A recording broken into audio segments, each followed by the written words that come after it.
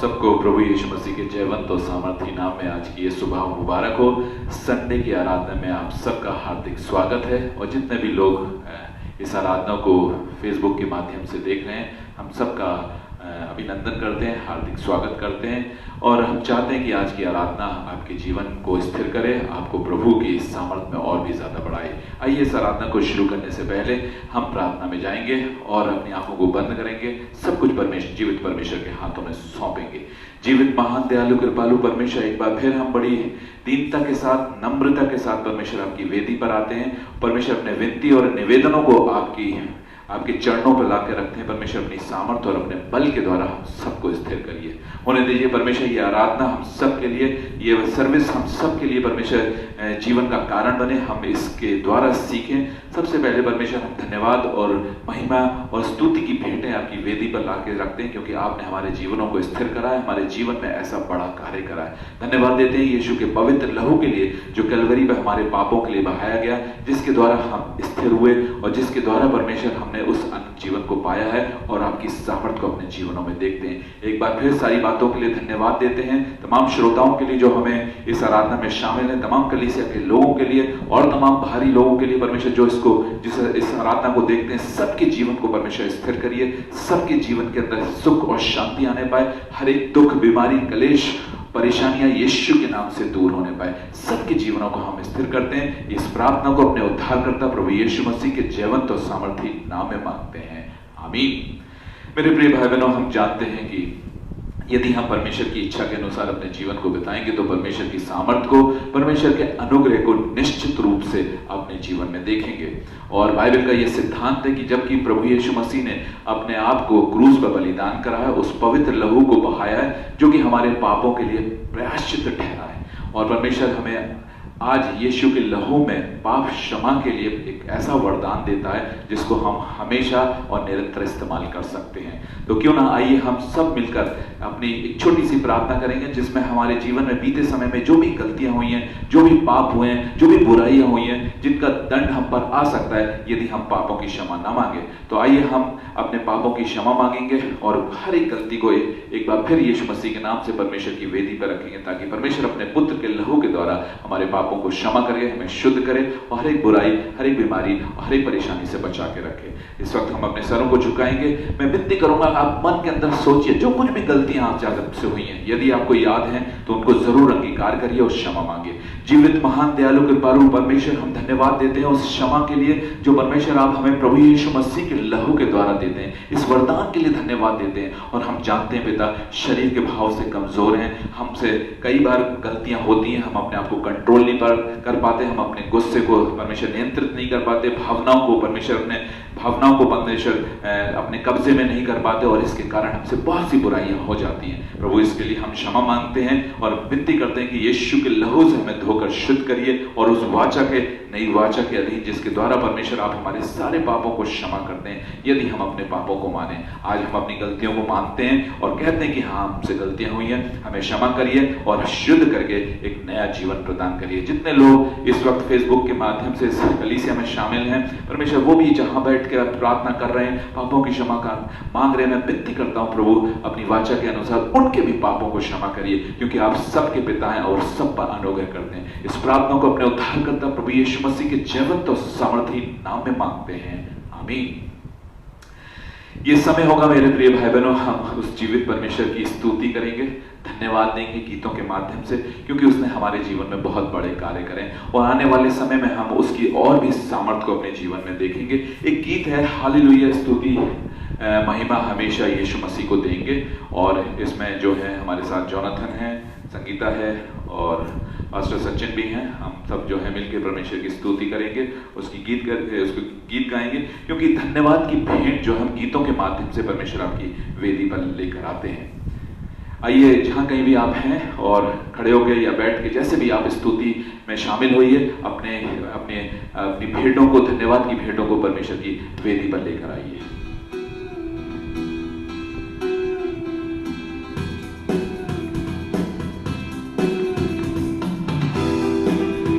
बहुत अच्छा गीत है, जोश के साथ धन्यवाद देते हुए। धन्यवाद के विषय हमारे पास बहुत है, क्योंकि परमेश्वर ने हमें अच्छी सेहत दी है, खाने पीने को दिया है, रहने को अच्छा स्थान दिया है, सारी चीजें दी हैं। अन्य बातों को सोचते हुए हम उसका धन्यवाद करेंगे, उसकी स्तुति करेंगे, उसकी महिमा करेंगे। हालेलुया, स्तुति महिमा हमेशा यीशु मसीह को देंगे। हालेलुया, स्तुति महिमा हमेशा यीशु मसीह को देंगे। Hallelujah, hallelujah, hallelujah, hallelujah, hallelujah, hallelujah. क्रूस पे बलि द्वारा अपना लहू बहाया। क्रूस पे बलि द्वारा अपना लहू बहाया। पापों हटाकर साफ किया, हमको बचा लिया। पापों हटाकर साफ किया, हमको बचा लिया। हालेलुया, स्तुति महिमा हमेशा यीशु मसीह को देंगे। हालेलुया, स्तुति महिमा हमेशा यीशु मसीह को देंगे। Hallelujah, hallelujah, hallelujah, hallelujah, hallelujah, hallelujah. सदा मैं स्तुति करूंगा और सदा तुझे याद करूंगा। सदा मैं स्तुति करूंगा और सदा तुझे याद करूंगा। तेरी आत्मा पाके, तेरी इच्छा जाके आगे ही बढ़ता रहूंगा। तेरी आत्मा पाके, तेरी इच्छा जाके आगे ही बढ़ता रहूंगा। हालेलुया, स्तुति महिमा हमेशा यीशु मसीह को देंगे। हालेलुया, स्तुति महिमा हमेशा यीशु मसीह को देंगे। Hallelujah, hallelujah, hallelujah, hallelujah, hallelujah, hallelujah. Yeshu के पास आओ और मुक्ति को अपनाओ। यीशु के पास आओ और मुक्ति को अपनाओ। आशीष देगा, साथ अपनेगा, कभी नहीं छोड़ेगा। आशीष देगा, साथ अपनेगा, कभी नहीं छोड़ेगा। हालेलुया, स्तुति महिमा हमेशा यीशु मसीह को देंगे। हालेलुया, स्तुति महिमा हमेशा यीशु मसीह को देंगे। हालेलुया, हालेलुया, हालेलुया,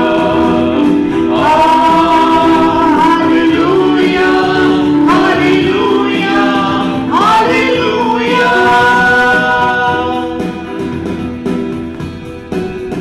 सदा हम स्तुति उसकी करते रहेंगे, क्योंकि प्रभु यीशु मसीह ने ऐसा कार्य करा है कि हम मनुष्य जातियों को पाप के उस दंड से, उस महादंड से, उस अनंत मृत्यु से हमें बचाया है। यदि संसार इस बात को जाने हमारी ये विनती है प्रभु, हर एक व्यक्ति की आंखों खोलिए, जो आंखों पे पर्दा पड़ा हुआ है, सोच पे जो पर्दा पड़ा हुआ है, जो उस ज्ञान को नहीं जानते हैं। प्रभु आज इस वचन के द्वारा हर एक व्यक्ति जो फेसबुक के माध्यम से परमेश्वर इस कलीसिया में शरीक है, इसमें मौजूद है परमेश्वर, वो आपकी सामर्थ को पहचाने। जैसा मैंने आपको कहा था और मैंने ये फेसबुक पे डाला भी था कि हम जिस विषय पे बात कर रहे हैं वो विषय है कि death is solved by the victory. मृत्यु जो है वो जय ने मृत्यु को निगल लिया है।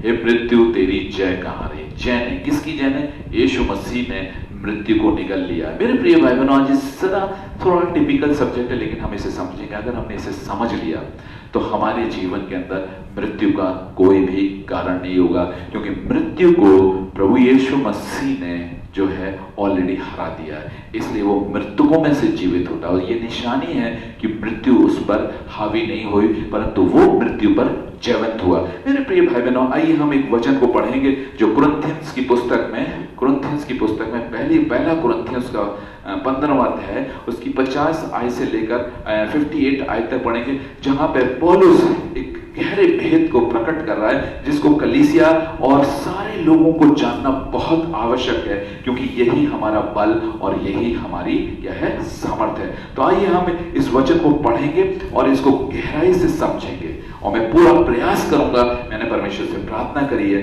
कि हम आपको उन बातों को समझाएंगे जिन बातों को पौलुस यहाँ पर अपने वचन के द्वारा बताना चाहता है। 50 आयत से लेकर 58 वर्ष तक। हे भाइयों, मैं ये कहता हूँ कि मांस और लहू परमेश्वर के राज के अधिकारी नहीं हो सकते, और ना नाशवान अविनाशी का अधिकारी हो सकता है। देखो, मैं तुमसे भेद की बात कहता हूँ, हम सब नहीं सोएंगे, परंतु सब बदल जाएंगे, और ये क्षण भर में पलक मारते ही अंतिम तुरही फूंकते ही होगा। उठाए जाएंगे, क्योंकि तुरही फूंकी जाएगी और मुर्दे अविनाशी दशा में उठाए जाएंगे, और हम बदल जाएंगे, क्योंकि अवश्य है कि ये नाशवान देह अविनाश को पहन ले, और ये मरणहार देह अमरता को पहन ले। और जब ये नाशवान अविनाश को पहन लेगा और ये मरणहार अमरता को पहन लेगा, तब वह वचन जो लिखा है पूरा हो जाएगा, जय ने मृत्यु को निगल लिया। हे मृत्यु तेरी जय कहाँ रही? हे मृत्यु तेरा डंक कहाँ रहा? मृत्यु का डंक पाप है और पाप का बल व्यवस्था है, परंतु परमेश्वर का धन्यवाद हो जो हमारे प्रभु यीशु मसीह के द्वारा हमें जयवंत करता है। परंतु परमेश्वर का धन्यवाद हो जो प्रभु यीशु मसीह के द्वारा हमें जयवंत करता है। किस पे जयवंत करता है? मृत्यु पे जयवंत करता है। अब हमें ये समझना होगा, हालांकि पौलुस जो यहाँ पर बात कर रहा है, ये उस समय की बात कर रहा है जब आखिरी तुरही फूंकी जाएगी और मसीह बादलों पर आएगा और कलीसिया को जो है अपने साथ ले जाएगा। उस वक्त जो जीवित होंगे, बाइबल बताती है कि वो बदल जाएंगे, एक ऐसी देह को पहनेंगे जो अमरता की देह होगी, जो फिर कभी ना मरेगी। यहाँ पर उस विषय में कर, लेकिन मृत्यु, जैसे मृत्यु आई और मृत्यु सारे जगत में फैली, उसी प्रकार जीवन भी आया और वो जगत में फैला। इसे हमें समझना होगा। मेरे प्रिय भाई बहनों, सबसे पहले हम समझेंगे कि मृत्यु का कारण क्या है। मृत्यु का कारण क्या है? मृत्यु जो है वो एंड है, और उससे पहले मृत्यु के सिम्टम्स आते हैं, जैसे दुख है, बीमारी है, कलेश है, टेंशन्स हैं, और इवन हम इस बात को जानते हैं डिप्रेशन, जो कि मृत्यु को लेकर आता है। अभी हमने रिसेंटली देखा था किस प्रकार से फिल्म एक्ट्रेस सुशांत ने जो है डिप्रेशन में आके बाहरी प्रभाव, निगेटिव प्रभाव के द्वारा अपने प्राणों को जो है वो ले लिया, अपने आप को नाश कर लिया। तो मृत्यु के कारण होते हैं, इस बात को समझिए। मृत्यु इज द दी एंड, आखिरी चीज होती है, लेकिन उससे पहले उसके कॉन्सिक्वेंसेस तैयार होते हैं। हमेशा याद रखेंगे, मृत्यु के कॉन्सिक्वेंसेस तैयार होते हैं, और वो बीमारी के रूप में, कलेश के रूप में, फाइनेंशियल प्रॉब्लम के रूप में, और अलग अलग प्रकार घर में लड़ाई झगड़े, ईर्ष्या, जलन, कपट, और दूसरा जो है अभिलाषाएं। सबसे इंपॉर्टेंट अभिलाषा बाइबल हमें बताती है, याकूब की पुस्तक उसके पहले अध्याय में लिखा हुआ, मनुष्य अपनी ही अभिलाषा में खिंचकर फंस कर पाप में पड़ता है। जब पाप बहुत बढ़ जाता है तो मृत्यु को उत्पन्न करता है। हमें इसे समझना होगा। मृत्यु मैंने हमेशा बताई बाद में आती है। जिस प्रकार से एडम और ईव से परमेश्वर ने कहा था इस पेड़ का फल ना खाना, जिस दिन तुम इस पेड़ का फल खाओगे तो तुम अवश्य ही मर जाओगे। लेकिन हम देखते हैं कि ऐसा नहीं हुआ था कि जब उन्होंने वो फल खाया वो उस वक्त इंस्टेंटली नहीं मरे थे, और शैतान इस सिद्धांत को जानता था, परंतु वो मृत्यु की ओर बढ़ने लगे थे, मृत्यु की ओर बढ़ने लगे थे। उनके जीवन में कठिनाई शुरू हो गई थी, उनके जीवन में परिश्रम आ गया था, उनके जीवन में प्रॉब्लम शुरू हो गई थी, और बाद में ये क्या है, मृत्यु का कारण बन गए। तो मृत्यु एक प्रोसेस है, याद रखिएगा। और लास्ट जो है, हम अपने इस शरीर को त्याग देते हैं और हमारी आत्मा जो है एक पर्टिकुलर समय के लिए सो जाती है जब तक कि न्याय नहीं होता। लेकिन जो मसीह में मरता है, जिसका उद्धार हो जाता है, जो मृत्यु पर जय पा लेता है, उसको परमेश्वर जो है अनंत जीवन में अर्थात स्वर्ग लोक में जाने की अनुमति देता है। हमें इसी बात को गहराई से समझना है।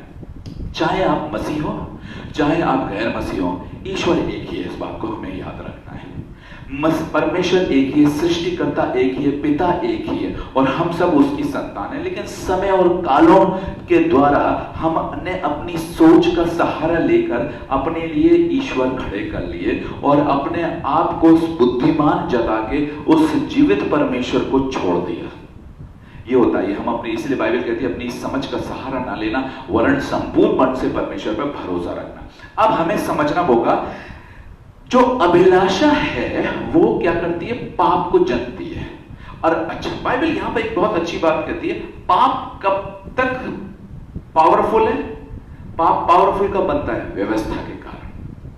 व्यवस्था अगर ना आए, आपको अगर ये बताया ना जाए ये चीज गलत है, तब तक वो दंड, तब तक आप उसके दंड के अधिकारी नहीं होते। जब माँ बाप शुरू से बच्चों के टोकने लगते, बेटा ये मत करो, ये गलत है, नहीं ये नहीं करो, गलत है, नहीं ये नहीं करो, गलत है, और जब हम ऐसा करते हैं तब उनको क्या होता है, तब वो गुस्सा होते हैं। हमें समझना होगा। तो जब हमारे पास व्यवस्था आती है, व्यवस्था का मतलब नियम और कानून आते हैं, लॉ आता है, तब लॉ जो है वो पाप का बल है। मतलब जब भी हम कोई बुराई करते हैं, अगर वहां व्यवस्था नहीं है तो वो पाप गिना नहीं जाता। इसलिए परमेश्वर ने, बाइबल बताती है, यूहन्ना की इंजील उसके पहले अध्याय की 17वीं आयत में लिखा है, इसलिए कि व्यवस्था तो मूसा के द्वारा पहुंची,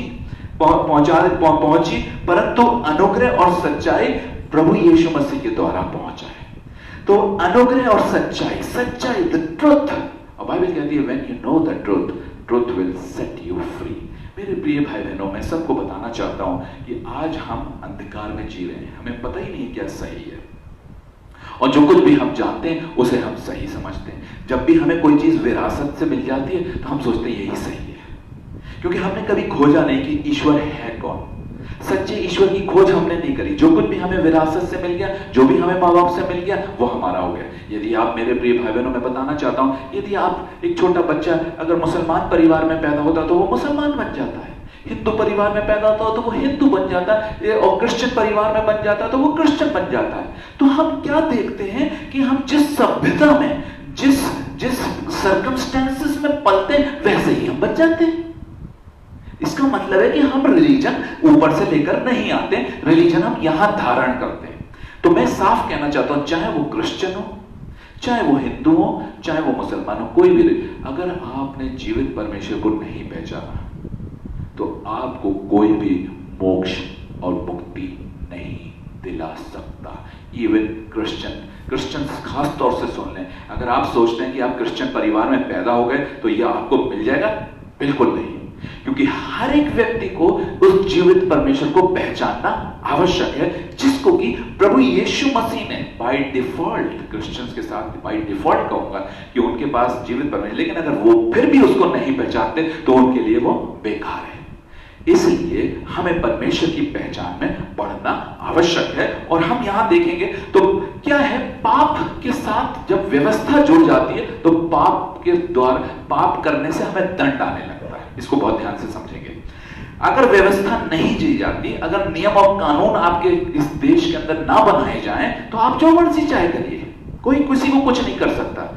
लेकिन जैसे ही कानून बनता है, आपने देखा होगा कानून बन रहे हैं, अभी हमने बहुत से कानूनों के विषय में सुना है, तो कानून बनते हैं तो हम एक दायरे में आ जाते हैं, और अगर हम उसे तोड़ते हैं तो हमें पनिशमेंट मिलता है। इसी प्रकार परमेश्वर ने भी एक कानून बनाया, एक नियम बनाया, एक व्यवस्था बनाई, जो मूसा के द्वारा इस संसार को दे दी, इन लोगों को दे दी कि अगर तुम ऐसा करोगे तो तुम पे दंड आएगा। और जब भी कोई व्यक्ति व्यवस्था को तोड़ता है, कानून को तोड़ता है, उस पर दंड आ जाता। अब याद रखिएगा, तो जब व्यवस्था आई तो पाप के साथ पाप में बल आ गया। मतलब अभी तक आप पाप कर रहे थे, व्यवस्था नहीं थी तो आपको कुछ नहीं है, लेकिन जब आपको बता दिया गया ये नहीं करना, ये गलत है, और अब आप तुम करोगे तो तुम्हारे को दंड मिलेगा। बच्चों को भी माँ बाप कहते हैं अगर तुमने अगली बार ये काम करा तो मैं तुम्हें चांटा मारूंगी या मैं तुम्हें पनिशमेंट कर दूंगा।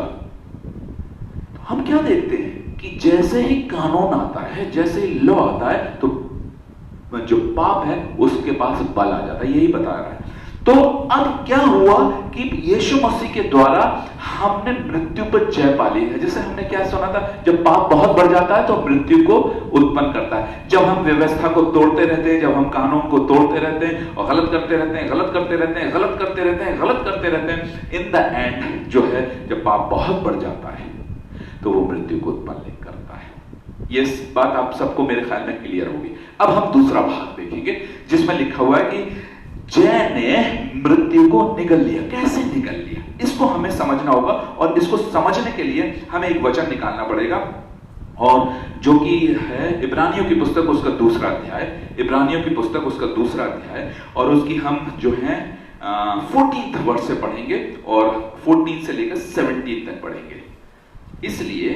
इसलिए जबकि लड़के मांस और लहू के भागी, अब लड़के सन्स मांस और लहू के भागी मतलब देह में है, फिजिकल बॉडी में है। अब इसको बहुत समझे, जबकि लड़के फिजिकल बॉडी, परमेश्वर हमारे लिए कहता है जबकि उसने हमें फिजिकल बॉडी दिया, अब आगे क्या, तो वे आप भी उनके समान उनका सहभागी अब हो गया। इस यीशु मसीह इसीलिए जो है देह में होकर आया, क्योंकि देह के पाप देह में ही उसका निवारण करना, आत्मा में नहीं कर सकते। इसलिए परमेश्वर ने प्रभु यीशु मसीह को एक देह तैयार करी और उसको कुंवारी स्त्री मरियम के द्वारा जो है ओक में डाला, ताकि वो एक देह और एक मनुष्य के रूप में उत्पन्न हो, और मनुष्य के रूप में रहकर व्यवस्था का पालन करके अपने आप को पाप के लिए क्रूस पर मनुष्य जाति के लिए बलिदान करे। इसको समझना होगा। आगे पढ़िए क्या लिखा हुआ है, ताकि मृत्यु के द्वारा उसे जिसे मृत्यु पर शक्ति मिली थी अर्थात शैतान को निकम्मा कर दे। हाँ। और जितने मृत्यु के भय के मारे जीवन भर दासत्व में फंसे थे उन्हें छुड़ा ले। हाँ। क्योंकि वह तो स्वर्गदूतों को नहीं वरन अब्राहम के वंश को स्वर्गदूतों को नहीं, अब्राहम के वंश को संभालता है, मनुष्य को संभालता है, याद रखिएगा। और अब्राहम का वंश कौन है, वो जो विश्वास करते हैं। अब्राहम के वंशज वो हैं जो विश्वास करते हैं, क्योंकि अब्राहम विश्वासियों का पिता ठहरा है, क्योंकि उसने पिता की बातों पर, पिता के नियमों पर विश्वास करा। इसलिए जितने लोग परमेश्वर की इस सच्चाई पर विश्वास करते हैं वही अब्राहम के वंशज हैं, और उन्हीं के जीवन में परमेश्वर सामर्थ्य का कार्य करेगा। देखिए ये सिद्धांत जो है लिखा है, बाइबल ने कहा परमेश्वर ने जगत से, जगत जब कहता है तो कुछ भी नहीं छोड़ता, जगत से ऐसा प्रेम किया कि उसने अपना इकलौता पुत्र दे दिया, ताकि जो कोई इस पर विश्वास करे नाश ना हो परंतु अनंत जीवन पाए। आज मैं जितने भी लोग इस वीडियो को, इस आराधना को देख रहे हैं फेसबुक के माध्यम में, सबके लिए बता दूं, ये आश्वासन मनुष्य जाति के लिए, किसी धर्म विशेष के लिए नहीं है। इस बात को याद रखिएगा। परमेश्वर ने एक मार्ग खोला है ताकि मनुष्य जाति के अपराधों को वो क्षमा करके उनको मृत्यु की इस चुंगल से निकालकर अनंत जीवन दे, क्योंकि वो सबका पिता है। पहली बात ये समझने पे आएगा, सबका पिता। आज हमने क्या कर लिया, नहीं हमारा ईश्वर ये है, हमारा ईश्वर वो है, हमारा ईश्वर, इसी चक्कर में हम फंस गए। There is only one God and you have to find him out, who is that. Moment जब आपके अंदर ये जिज्ञासा उत्पन्न होगी, परमेश्वर आप ही आपकी परिस्थितियों को ऐसा बना देगा कि वो स्वयं आपके सामने प्रकट हो जाएगा, आपकी आंखों को सच्चाई के प्रति खोल देगा, बिना उसके आप कभी भी नहीं पा सकते। मैं फिर आपको बताना चाहता हूं, फिर ध्यान दीजिएगा और सोचिएगा। आप जिस परिवार में पैदा होते हैं उसी धर्म को अडॉप्ट करते हैं। ऐसा क्यों? ऐसा क्यों? लेकिन जब आप बाद में ईश्वर को ढूंढते हैं तब आप फर्क हो जाते हैं। जो ढूंढेगा वही पाएगा। इस बात को याद रखिएगा, बिना ढूंढे आप उस जीवित परमेश्वर को नहीं जान सकते। तो यहां पर परमेश्वर ने मनुष्य के रूप में अपने पुत्र अर्थात प्रभु यीशु, पुत्र का मतलब जो उसमें से निकला हो, और दूसरे शब्दों में आप कह सकते हैं परमेश्वर ने स्वयं ही अपने आप को देह में जो है लाया और इस देह में जिया, और जितने भी पाप थे उन पर कंट्रोल करके अपने आप को निष्कलंक बनाकर मनुष्य जाति के पाप के लिए दंड लिया। दंड की जरूरत है क्योंकि व्यवस्था यही मांगती है ना। बाइबल बताती है व्यवस्था को परमेश्वर ने फुलफिल करा अपने पुत्र के द्वारा, और व्यवस्था दंड मांगती थी, उसने अपने पुत्र को मृत्यु दंड दिया। बहुत गहरी चीज है। संसार के पाप का दंड उसने उसको दिया। क्यों दिया? इसलिए दिया क्योंकि दंड आना आवश्यक था। अगर उस पे नहीं आता तो हम पर आएगा। इसलिए पिता ने हमको माफ करने के लिए अपने पुत्र पर व्यवस्था के दोष को लगाकर उसको मृत्यु दंड दिया और अपनी सामर्थ्य के द्वारा फिर से उसे जीवित करा, ताकि वो ये कर सके कि वो मृत्यु पर जयवंत हो सके। अब हम कैसे होंगे इसको समझना होगा। देखिए, अब परमेश्वर ने एक ऐसी व्यवस्था ठहराई है जिसको हम पढ़ेंगे इसी आगे जो 17वीं आयत को पढ़ेंगे। इस कारण उसको चाहिए था कि सब बातों में अपने भाइयों के समान बने, जिससे वह उन बातों में जो परमेश्वर से संबंध रखती हैं एक दयालु और विश्वास योग्य महायाजक बने, ताकि लोगों के पापों के लिए प्रायश्चित करे। प्रायश्चित बहुत जरूरी है। तो प्रभु यीशु मसीह ने संसार के पापों के लिए प्रायश्चित ठहराया, और परमेश्वर ने ये प्रायश्चित जो था इसको कहा था, इस प्रायश्चित मृत्यु से अगर जीवन पाना है तो मृत्यु का प्रायश्चित करना पड़ेगा, मृत्यु का दान देना पड़ेगा, और वो प्रभु यीशु मसीह ने स्वयं करा, जिसने कोई पाप नहीं करा था, जो व्यवस्था पे चला उसने व्यवस्था को फुलफिल करा और अपने प्राण किसके लिए दिए? हमारे और आपके लिए दिए, ताकि हम परमेश्वर के इस अनुग्रह के द्वारा उस मृत्यु पर जय पाए। याद रखिए, अब हमारी जय कैसे होती है, अब इसको हमें समझना पड़ेगा। यहां पर तीसरा भाग आता है कि हम जब विश्वास करते हैं इस बात को, और परमेश्वर ने ये व्यवस्था रखी है, जो कोई विश्वास करेगा इस बात पे, सबसे पहले विश्वास। अब यहीं पे हमारे साथ हो जाए, कैसे विश्वास करें? क्योंकि हमारी आंखें बंद है। हम कहते हैं हमारा ईश्वर ये है, कोई कहता है हमारा ईश्वर ये है, हमारा ईश्वर वो है। अब यहां पर बड़ी समस्या आ जाती है, क्योंकि जो कुछ भी हमारे जीवन में बचपन से बसा हुआ है हम उसी पे यकीन करते हैं। इसलिए आज लोग जो है इससे बाहर नहीं हो पा रहे। लेकिन मैं एक वचन पढ़ूंगा, यहाँ पे रोकूंगा और एक वचन आपको यशाया की पुस्तक निकालेंगे। यशाया की पुस्तक उसका जो है 25वां अध्याय, यशाया 25 उसकी 7 आयत से लेकर 9 आयत तक पढ़ेंगे। यशाया 25 7 से 9 जोर से पढ़िएगा। और जो पर्दा सब देशों के लोगों पर पड़ा है, पर्दा का मतलब you can't see the truth, और दूसरे शब्दों में you can not understand that truth. वो पर्दा पड़ा हुआ है तमाम देशों के लोगों पर। आगे, जो घूंघट सब जातियों पर लटका हुआ है, उसे वह इसी पवित्र पर्वत पर नष्ट करेगा। कब करेगा? लेकिन एक दिन जब प्रभु यीशु मसीह स्वयं प्रकट होगा, तब प्रकट होगा।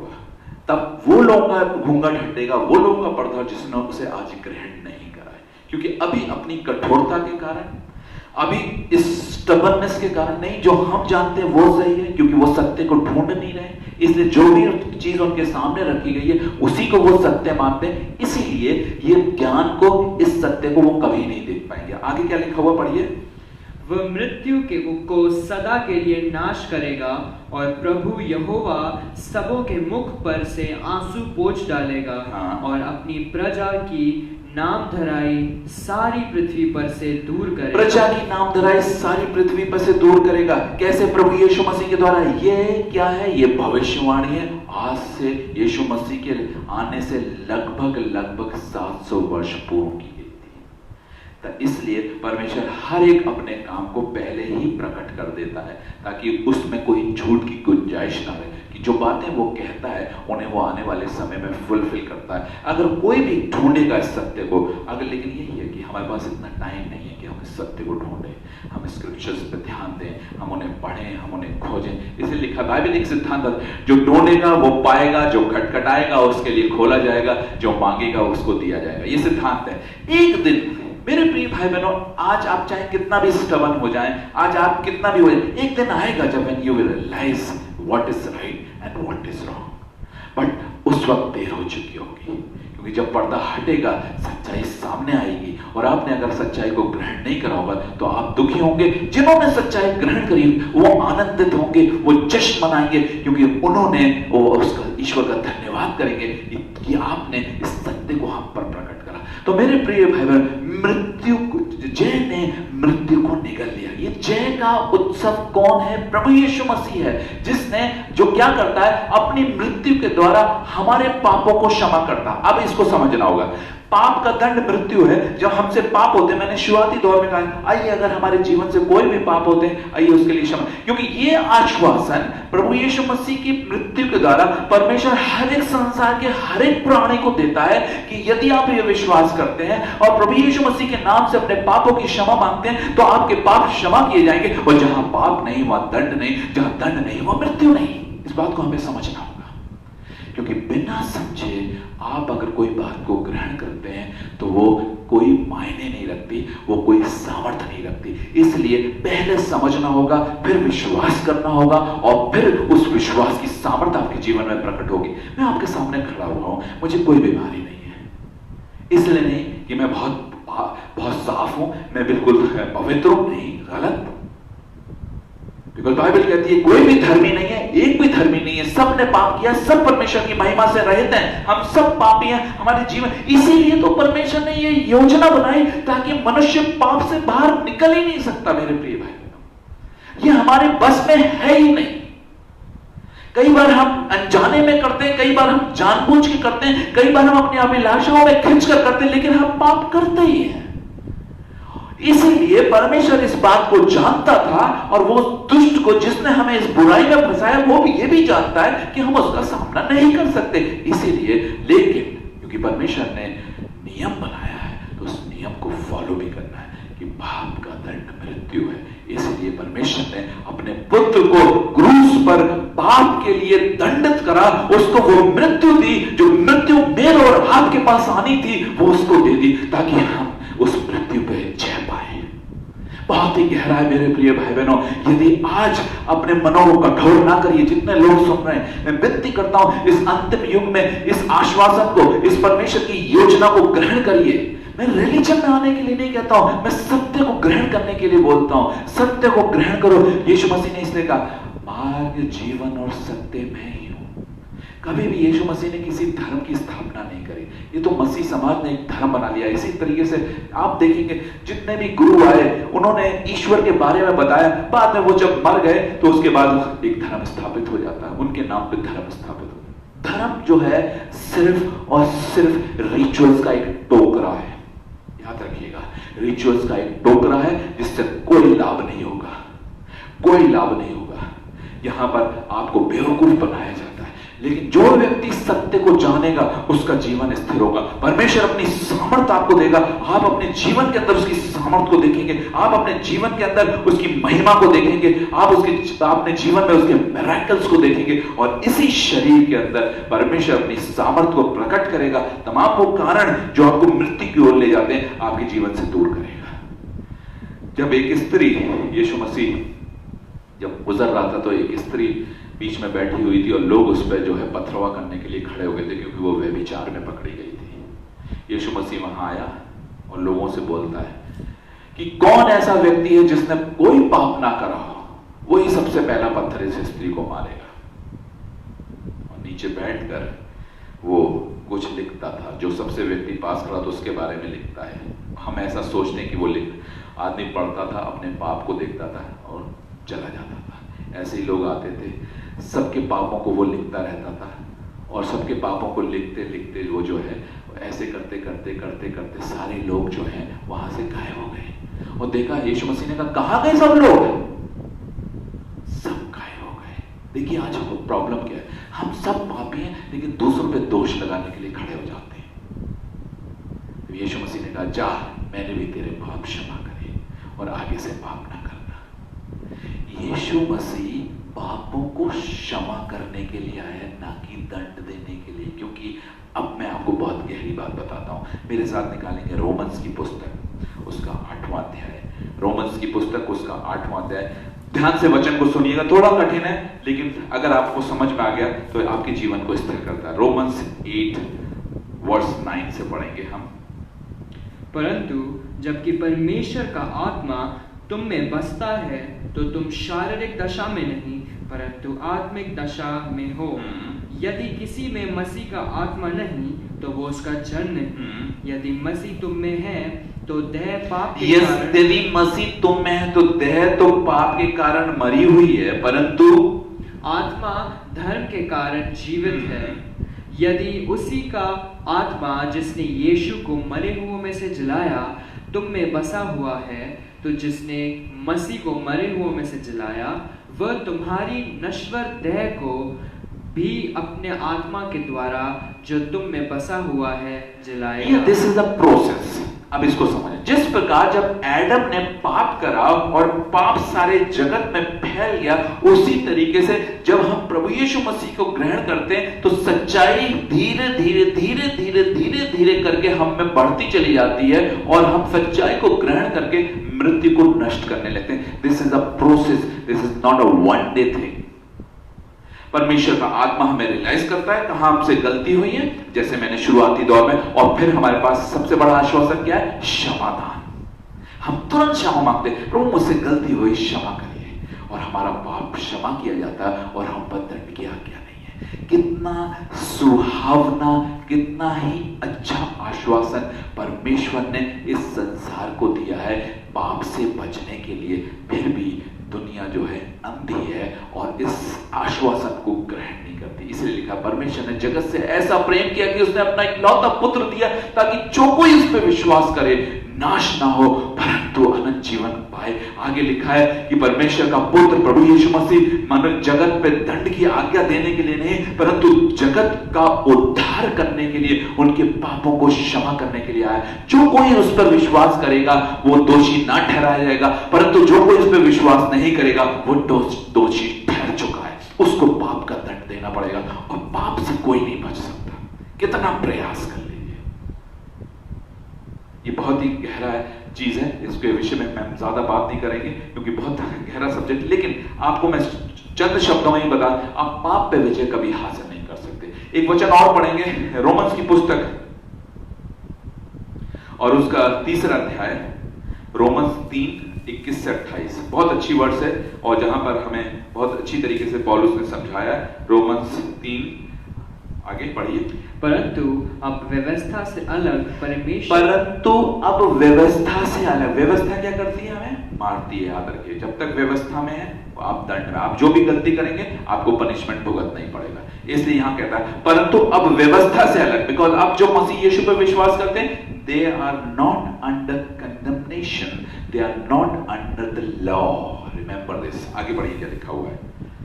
अलग परमेश्वर की वह धार्मिकता प्रकट हुई है जिसकी गवाही व्यवस्था और भविष्यद्वक्ता देते हैं, अर्थात परमेश्वर की वह धार्मिकता जो यीशु मसीह पर विश्वास करने से सब विश्वास करने वालों के लिए है।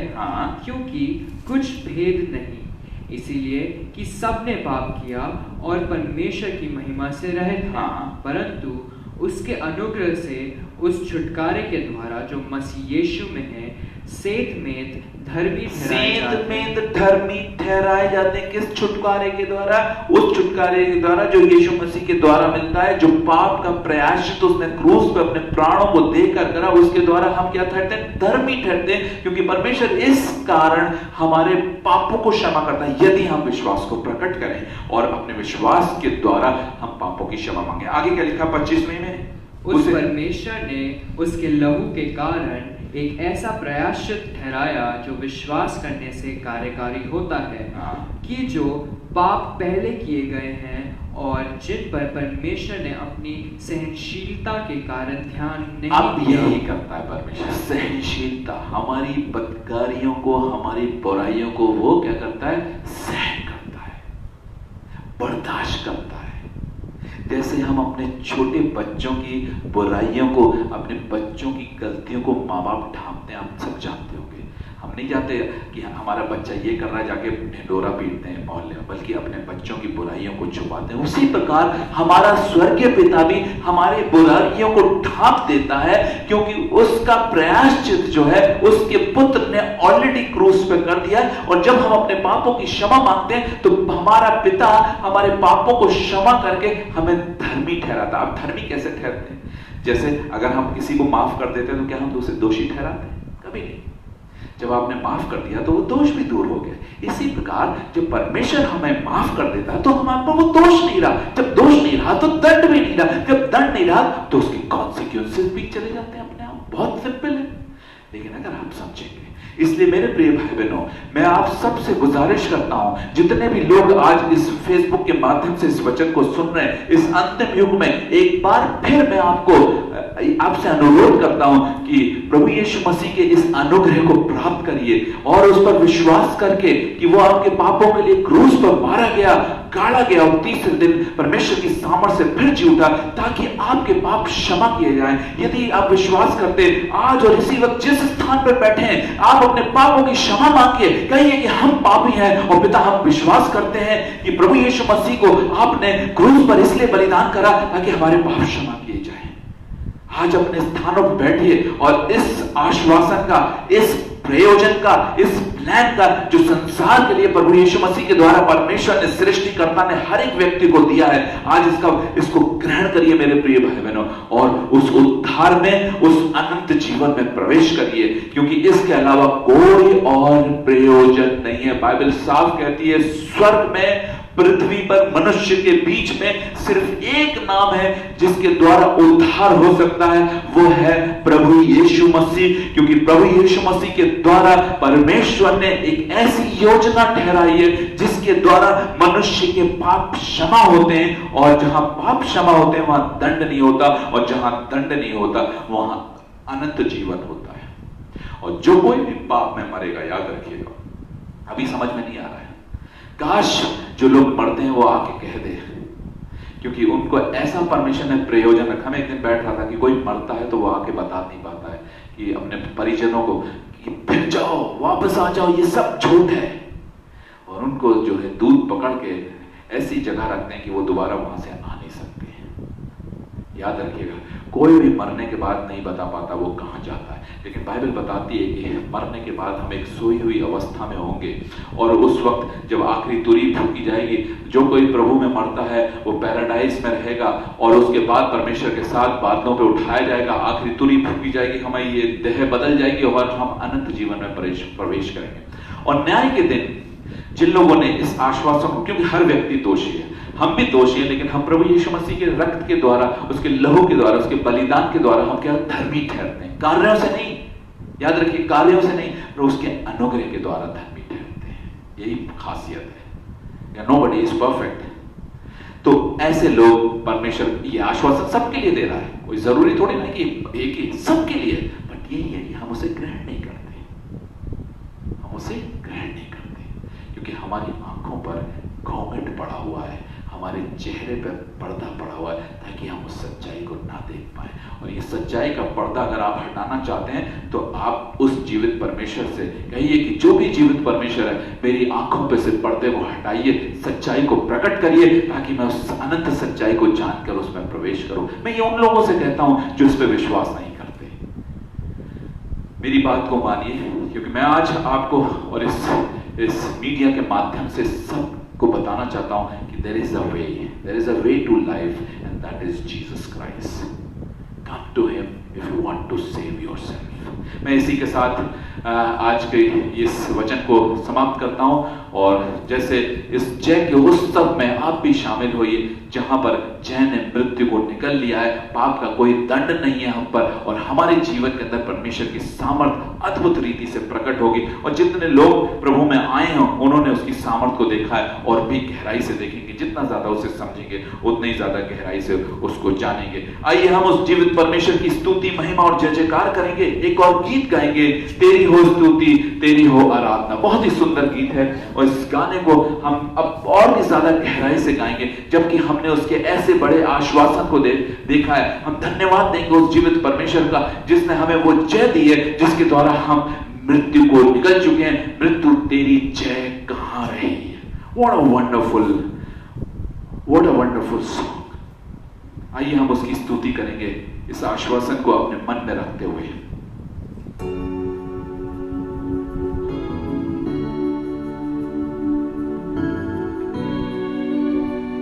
अपने मनों में ध्यान करेंगे, देखेंगे कि वो और उसके उस प्रावधान को, उसकी इस योजना को, जिसके द्वारा वो हमारे पापों को क्षमा करता है। उसने हमारे पापों को प्रभु यीशु मसीह पे ला दिया है। जो पाप से अनजान था उसी को उसने दोषी ठहरा दिया, ताकि हम निर्दोष ठहरे, हम धर्मी ठहरे।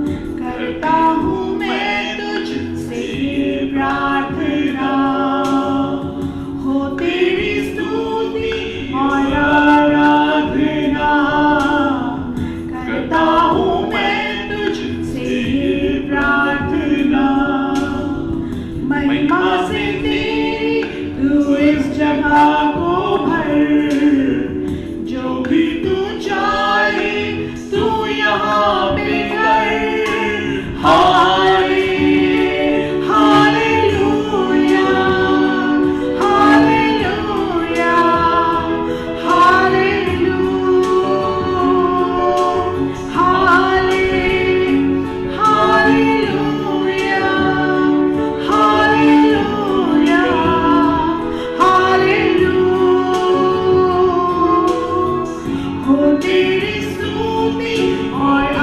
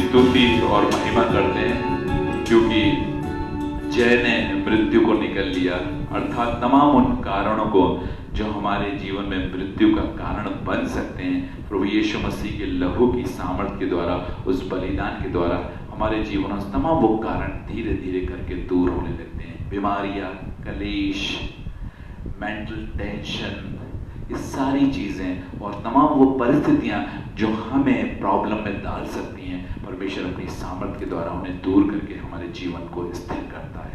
मेरे प्रिय भाई बहनों, इससे पहले कि हम प्रार्थना में जाएं, मैं जितने भी लोग मुझे वॉच कर रहे हैं, मैं उनसे आग्रह करूंगा कि इस वीडियो को ज़्यादा से ज़्यादा शेयर करें।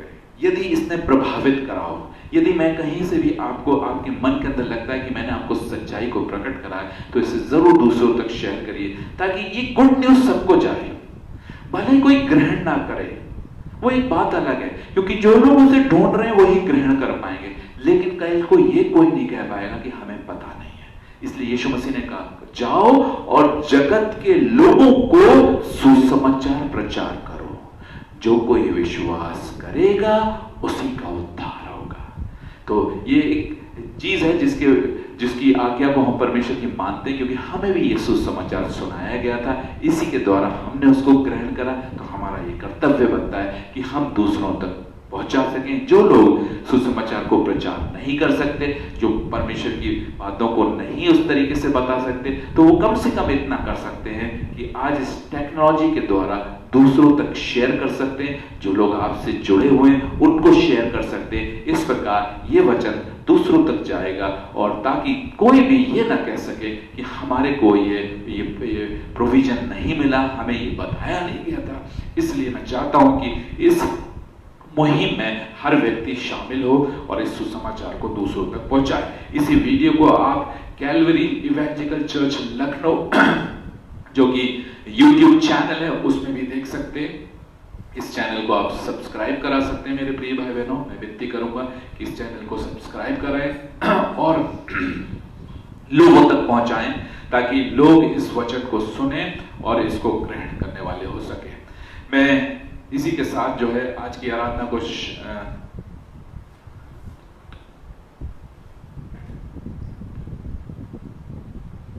यहीं पे जो है समाप्त करूंगा। हम आखिरी प्रार्थना में जाएंगे और उसके बाद आशीष वचन में जाएंगे। आइए हम अपने सरों को झुकाएंगे और प्रार्थना में जाएंगे। जीवित परमेश्वर, मैं आपका हृदय से धन्यवाद देता हूँ इस आराधना के लिए, इन गीतों के लिए जो परमेश्वर हमने धन्यवाद और स्तुति के रूप में आपकी महिमा को प्रकट करने के लिए गाए, क्योंकि हमने आपके उन कार्यों को अपने जीवन में देखा, आपकी सामर्थ्य को देखा है, और हम इस संसार को इस बात को बताते हैं और बिल्कुल लज्जाते नहीं हैं परमेश्वर। और धन्यवाद देते हैं तमाम उन आश्वासनों के लिए, प्रभु यीशु मसीह के उस लहू के लिए जो हमारे पापों के लिए बहाया गया। सारी बातों के लिए धन्यवाद देते हैं। मैं खास तौर से पिता विनती करता हूँ, ये वचन आज जितने लोगों ने सुना है उनके जीवन के अंदर विश्वास को उत्पन्न करे। वो परमेश्वर इस आश्वासन को, इस योजना को, इस गुड न्यूज को ग्रहण करके प्रभु यीशु मसीह को पर विश्वास करके अपने पापों की क्षमा मांग के, और परमेश्वर इस अनंत मृत्यु से बचकर उस अनंत जीवन को प्राप्त करने वाले हो सके। सबकी आंखों को खोलिए। लोगों की आंखों पे जो झूठ का पर्दा पड़ा है, परमेश्वर मेरी विनती है उसे हटाइए, उस घूंघट को हटाइए, ताकि लोग रूबरू परमेश्वर को देख सकें, उस सच्चाई को ग्रहण कर सके। इस प्रार्थना को अपने उद्धारकर्ता प्रभु यीशु मसीह के नाम से मांगता हूँ, आमीन। अब हमारे प्रभु यीशु मसीह का अनुग्रह, पिता परमेश्वर का प्रेम और पवित्र आत्मा की सहभागिता तमाम विश्वासियों के साथ, तमाम लोगों के साथ जो उस पर जीवित परमेश्वर पर विश्वास करते हैं, युगानुयुग होती रहे। आमीन और आमीन। हालेलुया, हालेलुया, हालेलुया,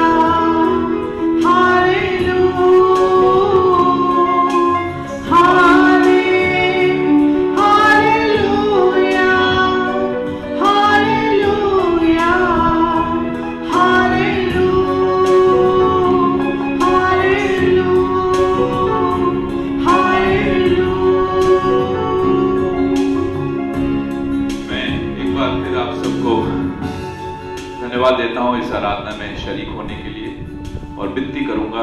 देखिए, मैं नहीं चाहता कि मैंने कभी पर्सनली किसी से नहीं कहता मेरे वीडियो को शेयर करिए, क्योंकि मुझे कोई शोहरत की जरूरत नहीं है, क्योंकि मैं ईमानदारी के साथ परमेश्वर अगर आप समझते हैं कि आप भी परमेश्वर की इस योजना में शामिल होना चाहते हैं और अगर आपके पास ये बोझ है कि आप इस सुसमाचार को दूसरों तक पहुंचाएं, तो इसमें शामिल होइए, इसे शेयर करिए। अन्यथा कोई बात नहीं, जैसा परमेश्वर आपको अगुवाई करे उसके अनुसार कार्य करिए। इसी के साथ अलविदा, और अगले संडे को फिर इस आराधना में मिलेंगे और उम्मीद करता हूं कि इस हफ्ते परमेश्वर सारे परिवारों को, कलीसिया के सारे लोगों को अपने लहू की सामर्थ में सुरक्षित रखेगा और आने वाले समय में और भी अपने अनुग्रह में बढ़ाएगा।